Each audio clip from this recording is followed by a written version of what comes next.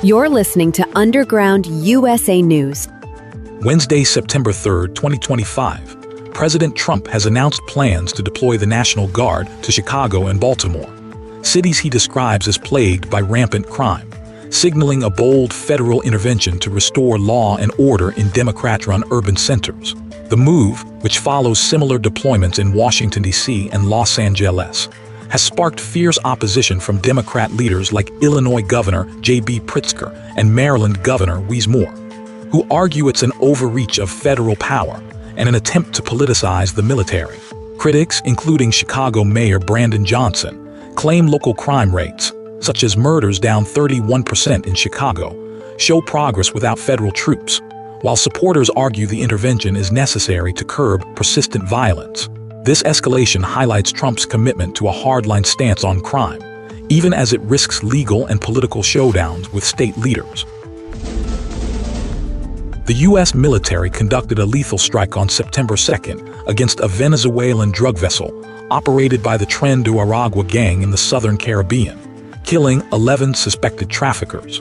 President Trump announced the operation during an Oval Office press conference, emphasizing the need to curb the flow of illegal narcotics from Venezuela, while Secretary of State Marco Rubio confirmed the action targeted a designated narco-terrorist organization. The strike, part of a broader deployment of U.S. naval forces in the region, sends a clear message to cartels and their alleged enablers, like Venezuelan President Nicolas Maduro, that the U.S. will not tolerate drug trafficking threatening American security.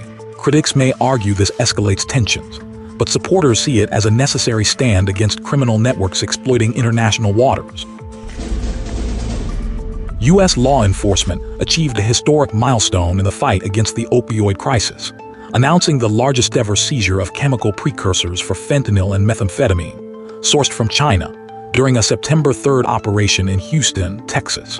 The Department of Justice reported the confiscation of 1,300 barrels of chemicals, capable of producing vast quantities of methamphetamine with a street value estimated at $500 million, highlighting the critical role of Chinese suppliers in fueling America's drug epidemic through shipments to Mexican cartels. This operation underscores a steadfast commitment to safeguarding American lives from the scourge of synthetic drugs, though it raises ongoing concerns about the need for stronger diplomatic measures to address China's role in the global drug trade. American manufacturing is experiencing a robust resurgence, with S&P Global reporting the sector's fastest expansion since May 2022, driven by surging demand and increased hiring. The August 2025 S&P Global U.S. Composite PMI Output Index hit 55.4, signaling strong private sector momentum, particularly in manufacturing, where the PMI reached 53.3, fueled by a sharp rise in new orders. This growth, coupled with job creation at its highest in 3 years, reflects renewed business confidence and a promising economic outlook, though rising input costs from tariffs pose challenges. The revival aligns with policies aimed at bolstering domestic production, offering hope for a reinvigorated industrial heartland. President Trump's trade policies have driven U.S. tariff revenues to an unprecedented $31 billion in August, marking a new monthly record and bringing the fiscal year-to-date total to $183.56 billion.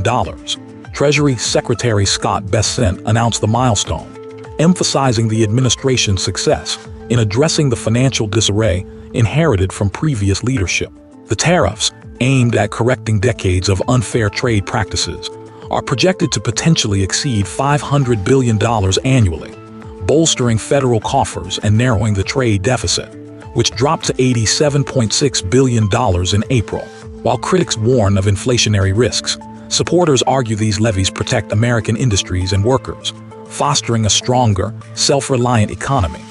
However, a recent federal appeals court ruling deeming some tariffs illegal poses a challenge, with the White House preparing to appeal to the Supreme Court to maintain this transformative trade agenda. In a bold move to address the nearly 3.8 million pending immigration cases, the Pentagon has authorized up to 600 military lawyers to serve as temporary immigration judges, doubling the current judicial ranks. This decision, approved by Defense Secretary Pete Hegseth, aims to streamline deportations and bolster the immigration system's capacity amid a surge in enforcement under the Trump administration. Critics argue this risks inserting inexperienced military personnel into complex legal roles, potentially undermining due process, while supporters see it as a necessary step to restore order and expedite lawful immigration proceedings. The policy reflects a broader conservative push to prioritize national security and border control, leveraging military resources to address domestic challenges. The Trump administration is poised to address the nation's housing crisis, with Treasury Secretary Scott Bessent signaling a potential national housing emergency declaration this fall to combat rising prices and limited supply. Bessent emphasized an all-hands-on-deck approach, noting that the administration is exploring measures like simplifying permitting and standardizing building codes to boost construction and affordability, while avoiding overreach into state and local jurisdictions. This move aligns with the Republican Party's focus on affordability ahead of the 2026 midterms, as the housing market grapples with high interest rates and a sluggish summer sales pace, with over 15% of home purchases falling through in July, according to Redfin. Bessent also highlighted falling rents and anticipated interest rate cuts as positive signs for renters and buyers, aiming to stabilize the market without heavy-handed federal intervention. Zohran Mamdani, the Democratic Socialist nominee for New York City mayor, has drawn scrutiny for touting an endorsement from New York Communities for Change, a far-left group responsible for wanted posters targeting prominent business leaders, many of whom are Jewish or pro-Israel. Mamdani's alignment with NYCC, which has ties to billionaire funding despite its anti-wealth rhetoric, raises questions about his campaign's consistency and judgment, especially given his defense of inflammatory slogans like "Globalize the Intifada" and his refusal to condemn calls for violence. This association, coupled with his Marxist progressive policies, has alarmed critics who see his platform as a threat to the city's economic stability and social cohesion. Survivors of Jeffrey Epstein's heinous crimes have announced plans to compile their own confidential client list of individuals associated with the disgraced financier's sex trafficking ring, citing frustration with the government's failure to provide transparency. Speaking at a Washington, D.C. rally and press conference, survivor Lisa Phillips declared, "We know the names," emphasizing that many victims were abused by Epstein's powerful associates. The group, supported by bipartisan lawmakers like Representatives Thomas Massie and Ro Khanna, is pushing for the release of all Epstein-related documents, as the Justice Department's recent release of 33,295 pages, 97% already public, has been criticized as inadequate. Survivors, including Marina Lacerda, who spoke publicly for the first time about her abuse starting at age 14, expressed outrage at the case being called a Democrat hoax, underscoring their demand for justice over political posturing. A federal appeals court has reinstated Rebecca Slaughter to her position on the Federal Trade Commission, ruling that President Trump's attempt to fire her violated long-standing legal protections for independent agencies. The decision, grounded in the 1935 Humphreys executor precedent, underscores the tension between presidential authority and the autonomy of regulatory bodies like the FTC, which enforces consumer protection and antitrust laws. Critics argue this ruling hampers the president's ability to shape policy through personnel changes, a critical tool for aligning agencies with the electorate's mandate. The case, likely headed to the Supreme Court, could redefine the balance of power in the executive branch, especially as recent high court decisions have questioned the extent of such protections. Health and Human Services Secretary Robert F. Kennedy Jr. has defended his bold restructuring of the Centers for Disease Control and Prevention, emphasizing the need to restore public confidence in the agency by refocusing its mission on combating infectious diseases. In a Wall Street Journal op-ed, Kennedy argued that his leadership changes, including the dismissal of the CDC director and key officials, aim to address long-standing issues of transparency and integrity, aligning with President Trump's directive to prioritize public health over bureaucratic inertia. Critics, including former CDC officials and health workers, have raised concerns about the shakeup, citing risks to vaccine programs and public safety, with some linking Kennedy's rhetoric to a recent violent incident at CDC headquarters.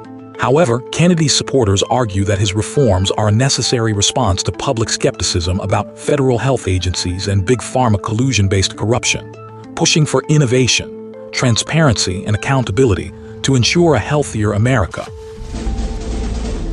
A groundbreaking peer-reviewed study from Germany's Saarland University Hospital has exposed a stunning alternative to Big Pharma's trillion-dollar COVID vaccines.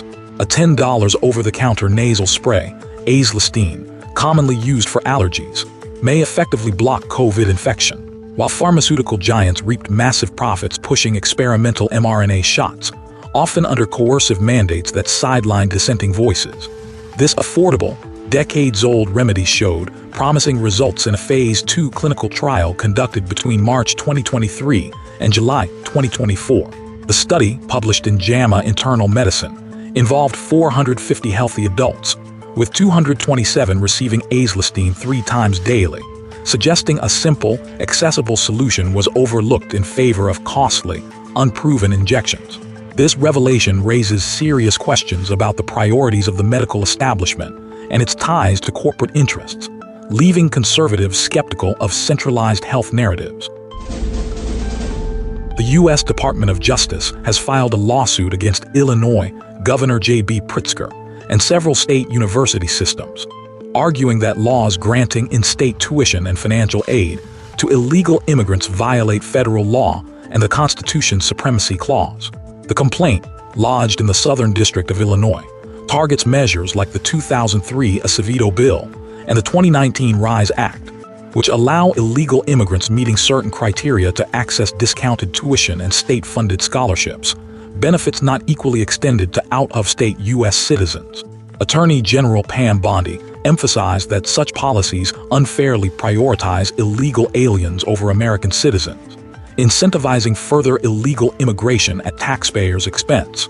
This legal action aligns with similar DOJ lawsuits against states like Texas, Kentucky, and Minnesota, reflecting a broader push to enforce federal immigration law and protect American citizens' rights. President Trump, in a resolute stance on national security, confirmed during a meeting with Polish President Karol Nawrocki that U.S. troops will remain stationed in Poland, with openness to deploying additional forces if requested, reinforcing America's commitment to NATO allies in the face of growing geopolitical challenges. This decision comes as Trump navigates a complex global landscape, balancing strong alliances with strategic military positioning, while critics question the implications for U.S.-Europe relations. The move underscores a broader policy of maintaining a robust American military presence abroad to deter potential adversaries, a priority for conservatives who value strength and stability in international affairs. In a significant shift driven by Russia's aggression in Ukraine and growing concerns over a retreating U.S. presence, the European Union has surpassed both China and Russia in defense spending, allocating $402 billion in 2024, with projections of $444 billion in 2025. This marks a dramatic increase from a decade ago when the EU trailed China, spurred by NATO's push for member states to meet the 2% GDP defense spending target, with countries like Poland and the Baltic states leading the charge. While this reflects a commendable awakening to Europe's security needs, it underscores the continent's overdue reliance on American protection and raises questions about the sustainability of such rapid militarization against the backdrop of economic constraints and varying national commitments.